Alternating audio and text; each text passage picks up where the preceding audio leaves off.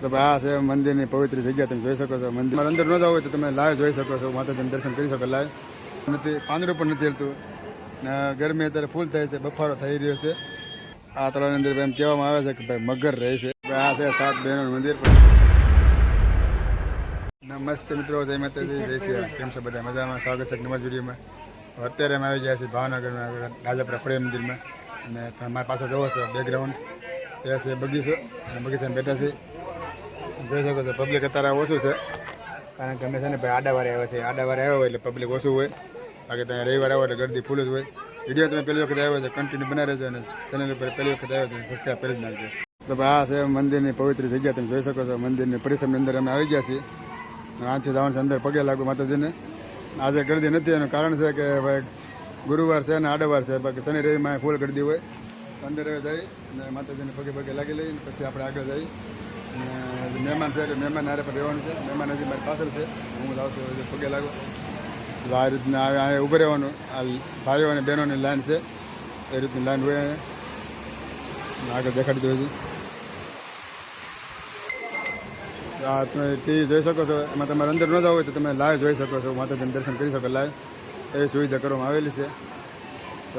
અંદર તો ફોનની મનાય છે વિડીયો શૂટિંગની, એટલે અંદર કાંઈ નહીં ઉતરે. વિડીયોમાં કન્ટેન્ટ બનાવજો અને હવે દર્શન કરી આવી. હા, હવે બેવા માટેના સરસ મજાના બાકડાની વ્યવસ્થા કરવામાં આવી છે, તમે જોઈ શકો છો. બાકડા આ બધે પણ જોઈ શકો છો, બાકડા છે. આ તમે આરામથી જગ્યાથી બેસી શકો અને તમને બેવાનો અલગ જ આનંદ આવે. પણ જોકે ઉનાળો છે એટલે તમને ગરમી ત્યાં થશે જ છે, કારણ કે પવન હાવ નથી. એ પણ તમને દેખાડી દઉં કેવો પવન છે. ઝાડવું જરીકે નથી હલતું મિત્રો. ઝાડવા જોઈ શકો છો, જરીક પણ હલતું નથી. એટલે એમ કહી શકે કે સહેજ પણ પવન નથી, પાંદડું પણ નથી હલતું.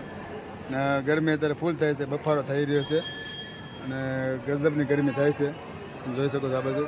અને સામે છે તાતાણીયા ધરો, જ્યાં અત્યારે બધા ભક્તો દર્શન કરે છે. હું પણ તમને થોડીક વાર લઈ જાઉં છું.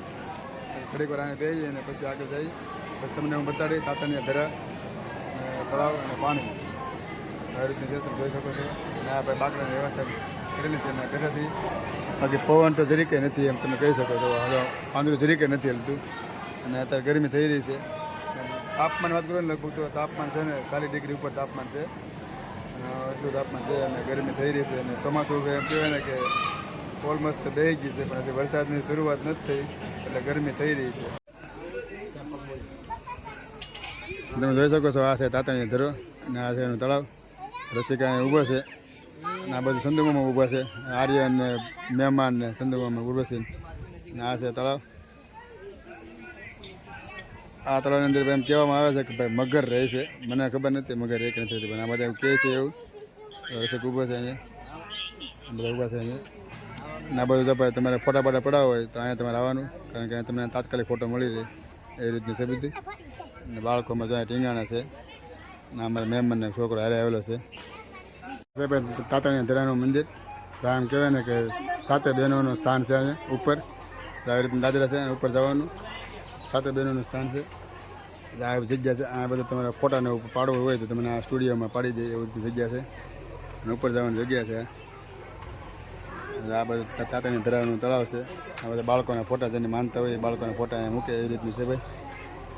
જવાનું છે ઉપર. આર્યનભાઈ ભાગ્યો ઉપર જો આમ ઉપર તમે. આ છે 7 બહેનોનું મંદિર, પણ અંદર છે વિડીયો અને ફોટો મને છે એટલે અંદર કાંઈ ફોટો તમને નહીં બતાડી દઉં, વિડીયો બતાવી હતું તો તમને બહારથી દેખાડતો આવી રીતનું પરિસર છે. જો તમે મંદિર છે, હવે દર્શન કરે પણ અંદર કે ફોટો નહીં ઉતરે.